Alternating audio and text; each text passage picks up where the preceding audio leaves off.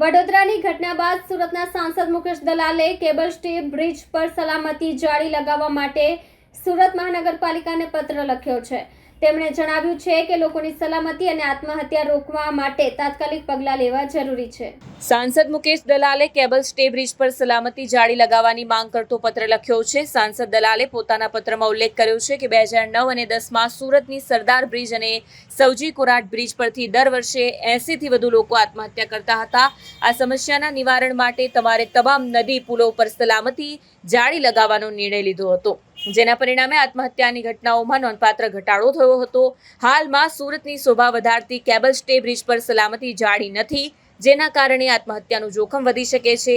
સાંસદે જણાવ્યું છે કે લોકો ઉશ્કેરાટમાં આવી પોતાની અમૂલ્ય જિંદગી ગુમાવે તે પહેલા પાલિકાએ સલામતી પગલાં લેવા જોઈએ। કેમેરામેન હકીમ શેખ સાથે વસીમ હાસમીનો રિપોર્ટ, આઝાદ ન્યૂઝ, સુરત। 2009-10માં સ્થાયી સમિતિનો ચેરમેન હતો ત્યારે મારા ધ્યાન પર આવ્યું હતું કે સરદાર બ્રિજ અને સવજી કોરાટ બ્રિજ પરથી સરેરાશ વર્ષે 80થી 90 લોકો આત્મહત્યા કરતા છે। એને રોકવા માટે મેં સરદાર બ્રિજ પર સર્વપ્રથમ જાળી બનાવી, સેફ્ટી નેટ બનાવડાવી। પરિણામે આવ્યું કે ત્યાં આગળ આત્મહત્યાનું પ્રમાણ શૂન્ય થઈ ગયું। ત્યારબાદ સવજી કોરાટ બ્રિજ પર જાળી બનાવડાવી, ત્યાં પણ આત્મહત્યાનું પ્રમાણ શૂન્ય થઈ ગયું। આથી ત્યારબાદ તમામ નદીઓ પર સેફ્ટી નેટ લાગતી રહી।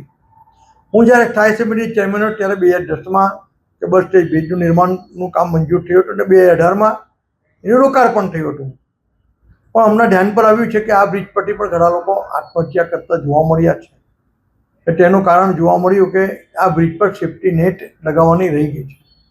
આથી મેં એક પત્ર લખીને તાકીદ કરી છે કે કેબલ સ્ટે બ્રિજની પણ એક વખત સ્ટ્રક્ચરલ સ્ટેબિલિટી રિપોર્ટ કરાવીને એના પર સેફ્ટી નેટ લગાડી દેવી જોઈએ બંને બાજુ પર નદીના પટ પર, જેથી લોકો આત્મહત્યા નહીં કરે અને અનેક કુટુંબોને બરબાદ થતા આપણે રોકી શકીએ। ઓએનજીસીના જે પત્ર લખ્યો છે બ્રિજને લઈને, તે રીતનો ઓએનજીસી બ્રિજ જે ડુમ્મસ અને હજીરાને જોડે છે, એ બ્રિજની જોડે ભૂતકાળમાં અનેક વાહનો અથડાયા હતા।